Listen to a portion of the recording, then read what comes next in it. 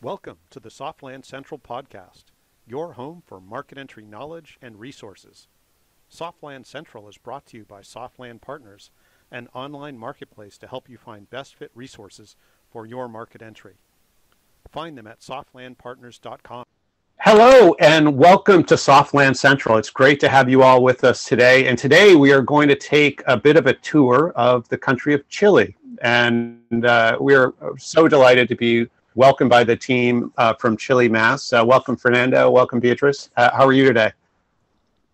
Very good. Thank you, Will.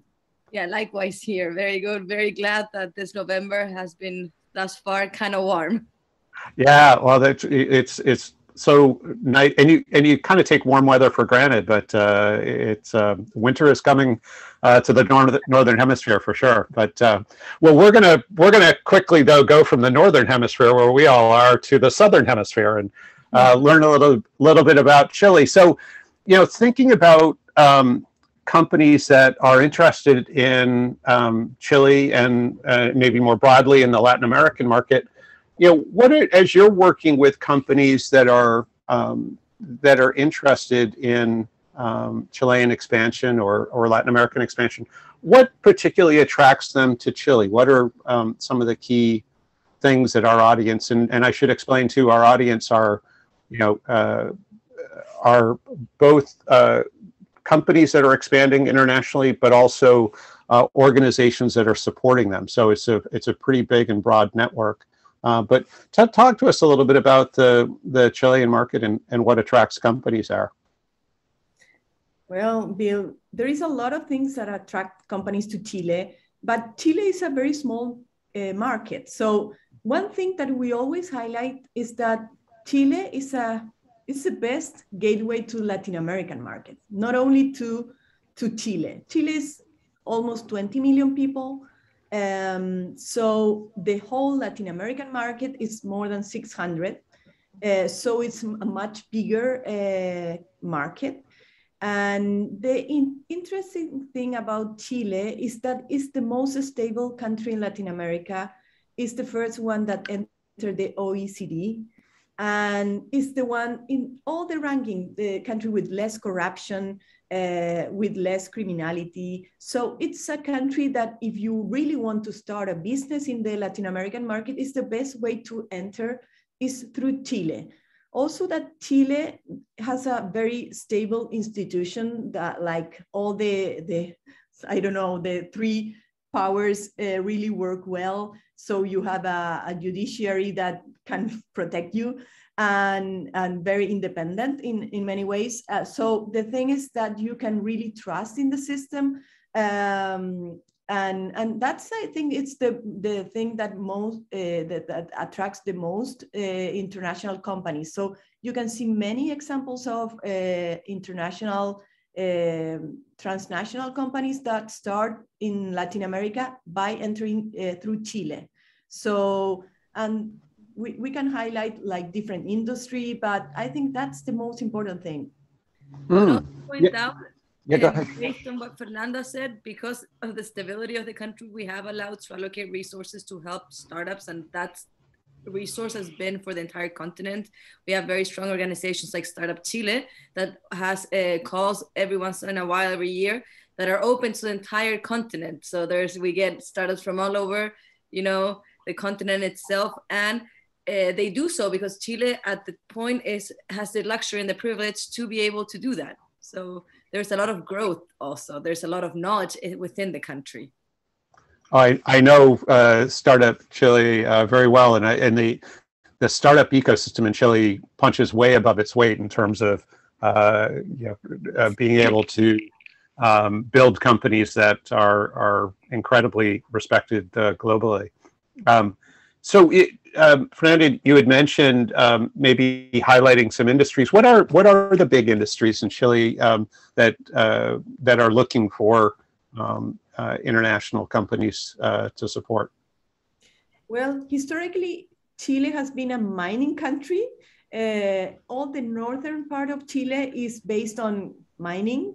copper especially, but now there is a very big industry that is growing a lot in lithium. And so if you think those are the materials that are, you need for all the chips and all the clean tech industry, copper, lithium, and silicium, and other like mining products that you really need for the clean tech industry.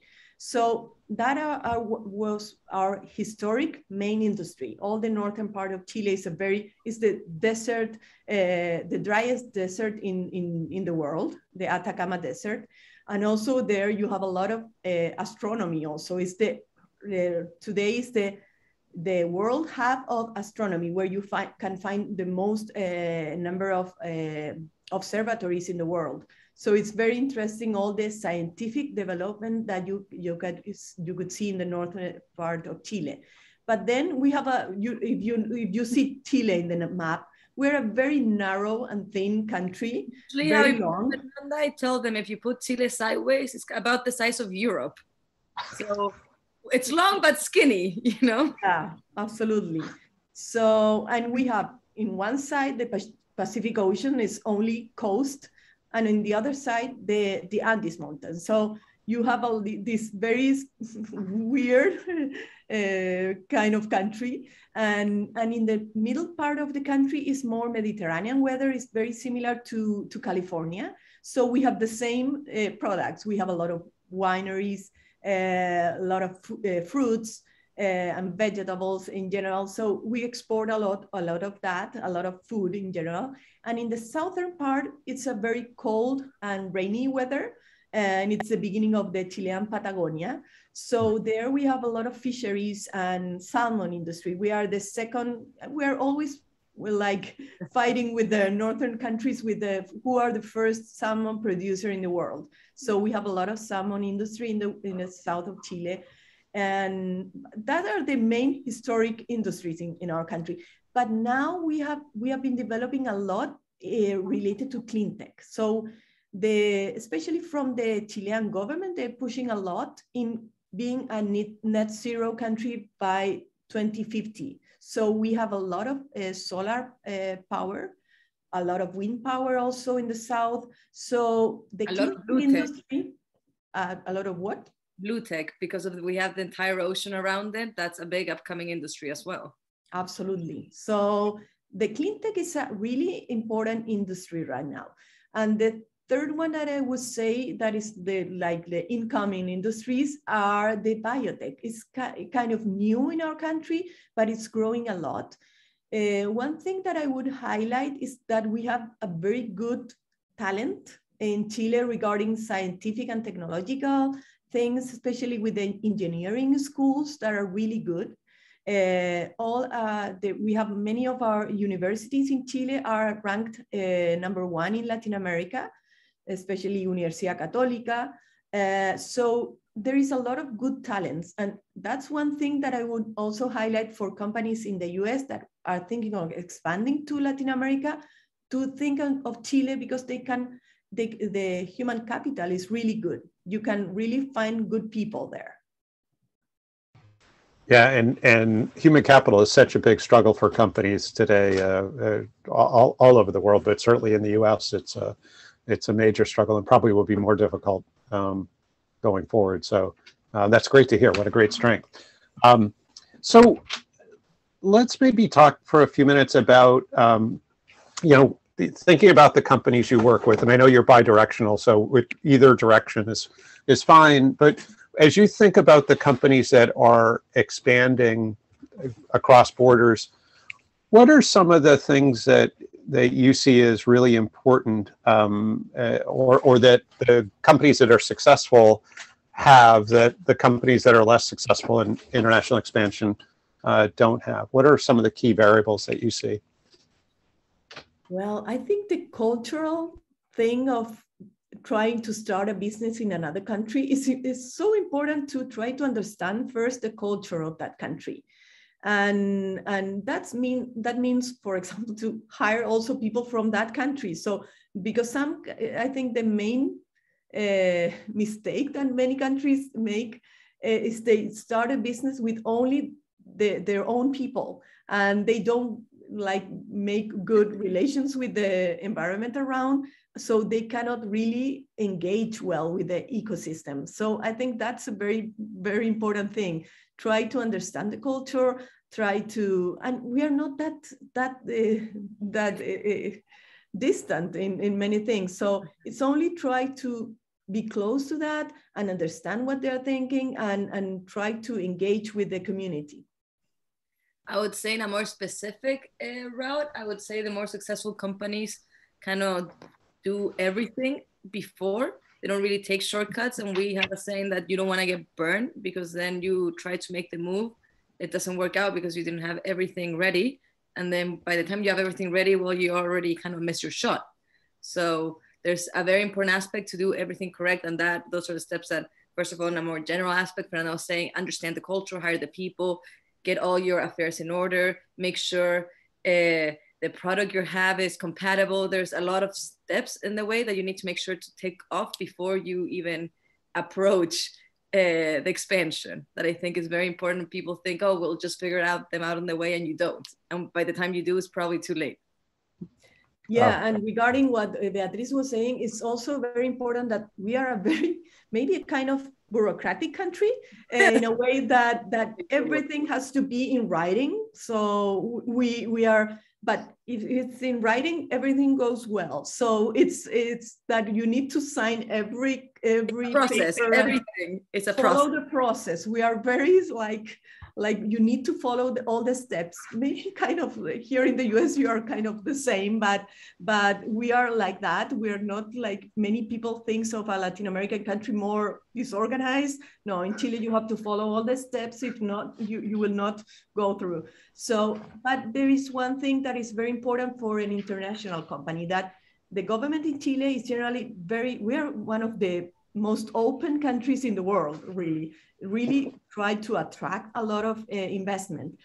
So we have a agency that is called Invest Chile, and Invest Chile help you all the process to enter the country. So they can help you with the paperwork, if you need to establish the company there, they can help you in all these ways. So it's also a very useful tool that you can use, like reaching Invest Chile. Oh, that's fantastic. Would be, even though it sounds a little redundant, make sure that there's a market in the Latin American market for the product you're selling. There's things sell different, and we've had companies that go through us that don't want to make it to the US, but want to make it to Latin America because they studied the market. They know that in the US, they have a different chance of approaching the problem they want to provide the solution for. So although it's I think it's worth saying to really study the market that you're going to approach, and that also kind of goes along with the culture, how to come into the country, but also the success that you're going to have is really dependent on how you identify the population. Well, the idea of that sort of validating your product market fit. Exactly. If it's compatible too, if it's something that Latin America is ready for, maybe. We have different advances, we have different aspects, we're in a different stage. So it's definitely something that, not because it works in the US, it doesn't mean it's going to work in Latin America. At times it does, and at many other times it doesn't. Sure. Well, and it may not fit for a variety of reasons too. So yeah, no, that's great.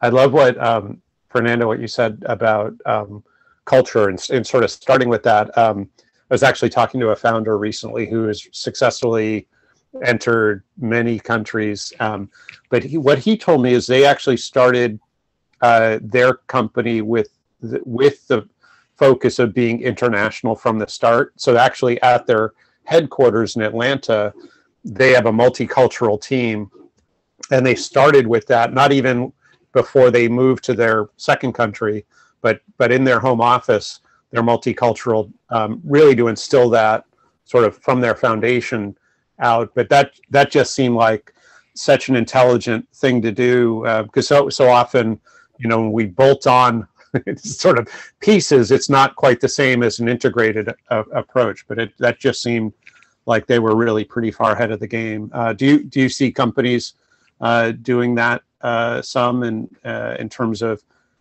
being multicultural from the start? Yeah, absolutely. One thing that Beatriz mentioned before, because we're thinking right now in maybe more big companies, but also the idea of Startup Chile as a good way for a small company or a startup that is really starting here in the US is to, if they want to think of opening markets in Latin America, they can apply from the beginning to Startup Chile. And the interesting thing about that is that they immediately, if you are, if you get into Startup Chile, you immediately not only receive 50K, but also they made all the paperwork for your visa in 1 week.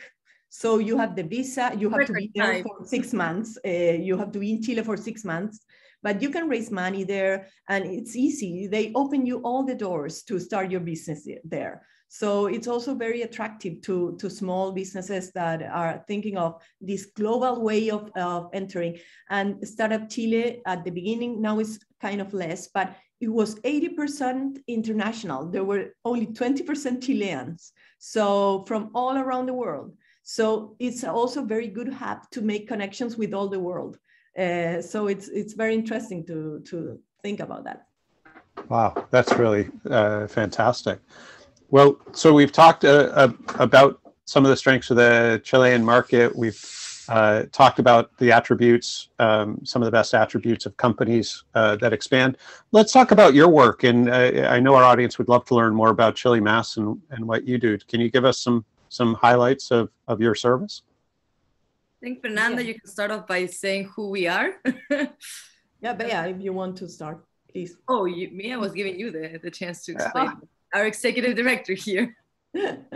Well, we are a nonprofit organization based here in Boston that we create a bridge to catalyze innovation and to create this knowledge transfer bridge between Chile and Massachusetts.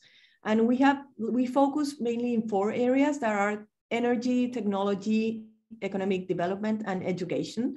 And we are developing like mainly 4 main programs. One is focused on entrepreneurship, and we're bringing Chilean tech startups to the US, and we help them like improve their technologies and scale up internationally. And the 16 best of the cohort comes to Boston for 1 month. So we just finished our first cohort. It was an amazing experience. And we connected them with so many startups here. They participated in a bootcamp at Mass Challenge. And also we make them a lot of meetings with companies, universities, and different startups around here. And many of them are starting pilots here. So it has been a really good connection. So that's one program with an entrepreneur. But we have other programs with education. That is our other main focus. We have a lot of programs between universities in Chile and Massachusetts, and really with the East Coast. We work not only with Massachusetts, we are like the East Coast in general. And we have a program for teachers. We bring teachers from Chile to have a very intensive English course online, and then they come to Boston also to shadow in public schools here to bring that experience of one of the best public educations like the one in Massachusetts, to bring that experience to Chile. But in the future, we want to make that in the opposite way too, to bring teachers from the US to Chile to learn Spanish, because you know Spanish is the second language the most required here in the US. So that are the kind of programs that we do. And also we always say that for companies here in the US, universities, companies, or whoever, if they really want a connection with Latin America or Chile in special, please think of us as a way of an ally to help you develop that project. And bring I think a very good example, Fernanda, is the company that you helped, and this was before I even joined the team, and it's something that really caught my eye and attention, is how Fernanda was able to allocate the needs of a company here that needed to pilot a solar panel. And because our ChileMass is a lot of creative work, she managed to think outside the box, and they made this whole pilot in Chile where they actually had the Tecama Desert and had at their disposition this vast amount of sunlight, you know, uninterrupted. So the resources are there. Like Fernanda said, companies here in the US, if they can think of us as an ally, we will find a way to make the connections, because we are like a modern Rolodex, just have a lot of friends, allies, which in the long run go a long way. Like Fernanda said, a lot of the companies and the startups that we brought now as part of our Emprende program, which is an entrepreneurship program, managed to sit down and have meaningful conversations that eventually did lead somewhere, because people were interested, because we kind of have it's not like the stamp here where they're like, oh, we really trust ChileMass, but I think we have worked enough with people where they really validate and appreciate us. And the same goes for Chile. So we are really trying to be this bridge for knowledge and connection, and really create solutions and the best possible scenarios for both locations, areas, and everyone involved. That's fantastic. So is your work then is directly with companies? Obviously, you just brought it sounds like a really great cohort to Boston, but it also sounds like you're working with some of the school systems in Chile and obviously some in the US as well. And you mentioned your focus is East Coast. Do you have a sister organization that covers other parts of the US? Absolutely. There is another one. The oldest one is with California. It's the Chile California Council. And yeah, because Chile really has more in common with California. We have so many things in common, like not only the weather, but also even the earthquakes, the problems with fires, and the wineries, the production of food production, etc. We have a lot of things in common. The second, like these are part of strategic plans developed by the Chilean government to connect with specific parts of the world that they want to share knowledge. And so the one was with the first one was with California. The second one was with Massachusetts.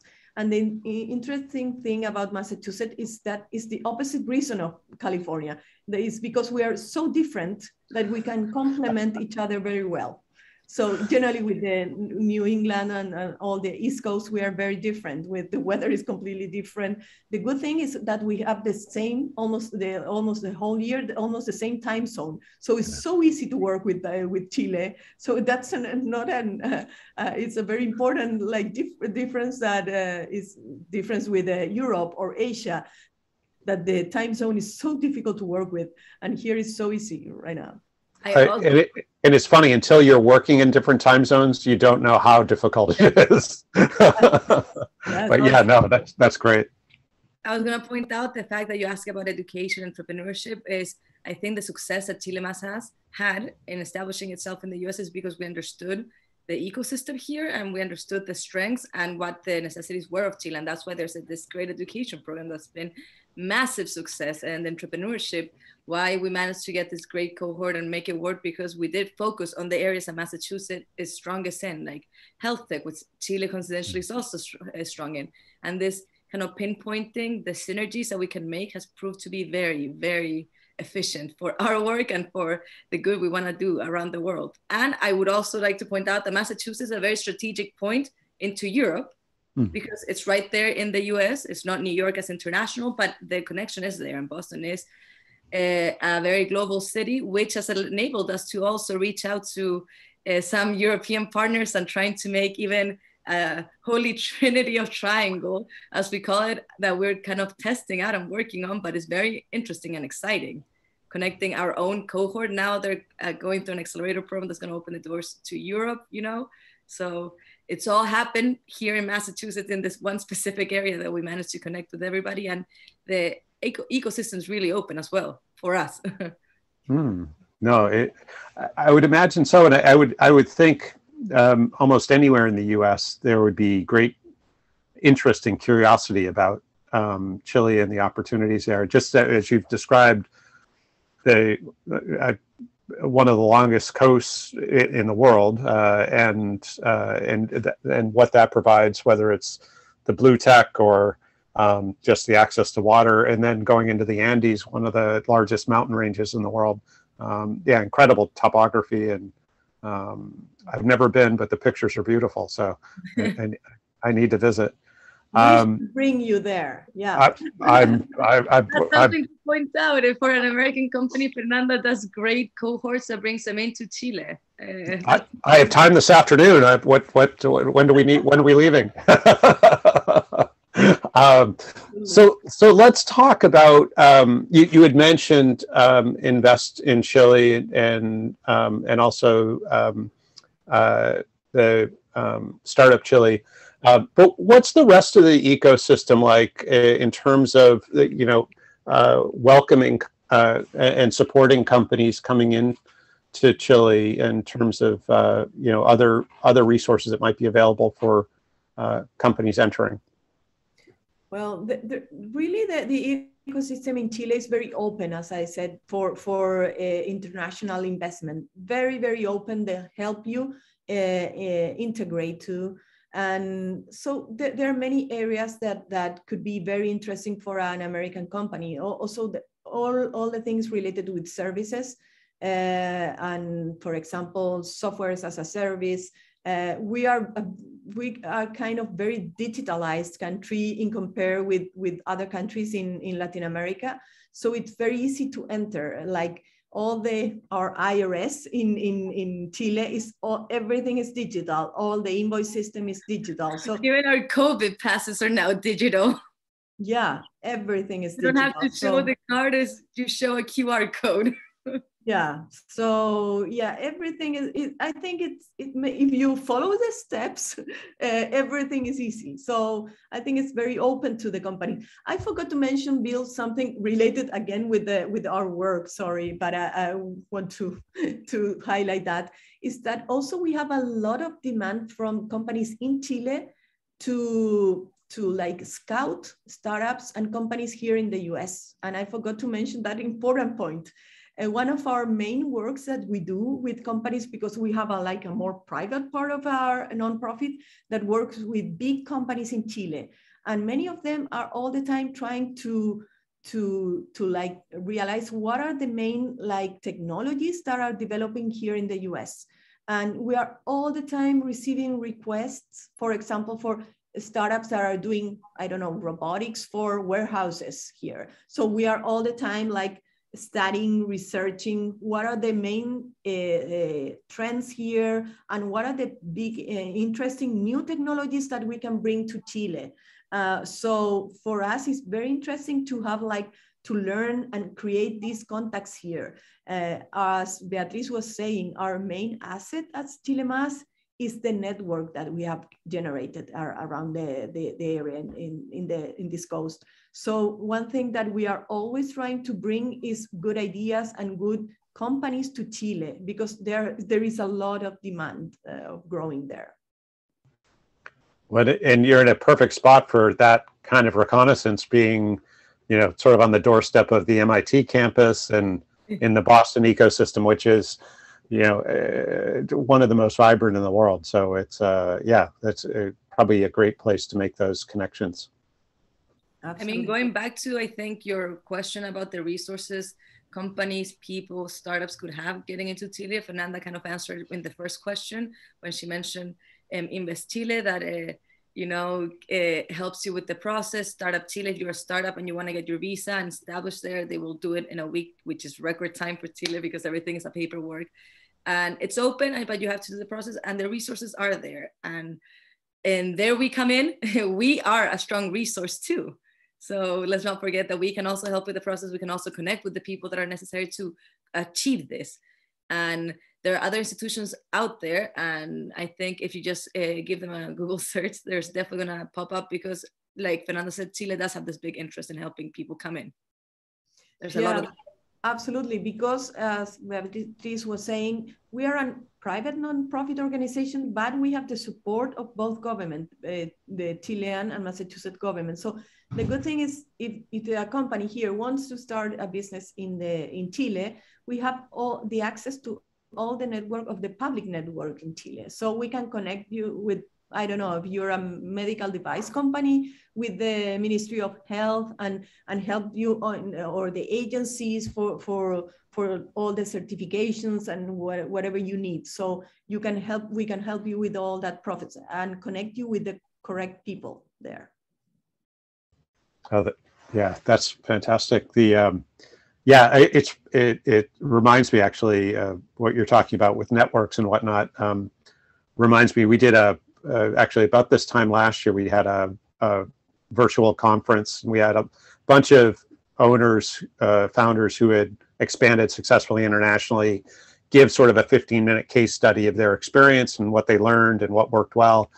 But every single one of them had the exact same number one thing that helped them expand internationally, and that was the network that they established as they were expanding. But I think your point about the network that you all have and how you can bring that to bear for companies is just a huge point that we probably can't value enough or underscore enough. So that's fantastic, and you're certainly an incredible bridge for companies, which is great. Well, this has been fantastic. We've toured Chile. We've talked about kind of some of the things that companies do well when they expand and some of the keys to that. We've talked about the Chilean ecosystem and also your great work. Is there anything else that you want to make sure to mention to our audience and before we adjourn? Yeah, I would only say, mention an example. I think it's always good to have an example of what we can do. And it's related with the value of connections that you were mentioning. Is that almost 3 years ago, we did our first big annual event, the ChileMass Innovation Day, that we did it in MIT. And the topic was clean tech and advanced manufacturing. And we had amazing speakers, both from Chile and Massachusetts. And also it's a very good way for us to show what is Chile doing. We know that Chile is not very well known here. So one of our main missions is also to make Chile known. But in that event, for example, one biochemist that was a professor from MIT many years, he was a part of the audience. He was only curious of this event, and he would show up. And he met some young people, young engineers from Chile, and they started talking about, and then they founded a company, startups, that is now a startup here in Boston and in Chile for mining. It's a very innovative mining solution. And he got a very big award from the National Science Foundation and also from the government of Chile. And now they're co-developing an amazing technology. It's a kind of X-ray for the mining industry. So, and it was only because they met in this event. So the powerful of creating these collaborations and connecting people as the same thing that you always do, Bill, with your work. I think that is so important to create those connections. We can build amazing things, create impact if we can make those connections. That's such a great point. The idea that you're creating spaces, a convening opportunity so that people can collide and collaborate. That's so fantastic. My wife and I actually have a saying that we're never disappointed when we leave the house to go to an event. It's funny because we all, and even worse with COVID, but we all sort of have that internal monologue that goes along, as we're leaving to go somewhere as well. I could stay here and do X or Y or go, but there's always that decision, that final decision to go. And our thought is we're never disappointed on the way home because of the connections and the people we meet and so on. So, but it's sometimes takes a bit of commitment and internal fortitude to make sure that you follow that plan, I suppose. And during COVID, it proved to be a challenge, but we've managed. It is, and I'm so glad. Obviously we're meeting on Zoom right now, but I'm so glad that we can meet in person again, and it's so much different. And obviously, you just had a cohort in town, so you know that very well. Absolutely, and we are so happy nobody got COVID. We was so afraid of that, but we took all the measures. Everybody was vaccinated, so the thing is, everything went very well.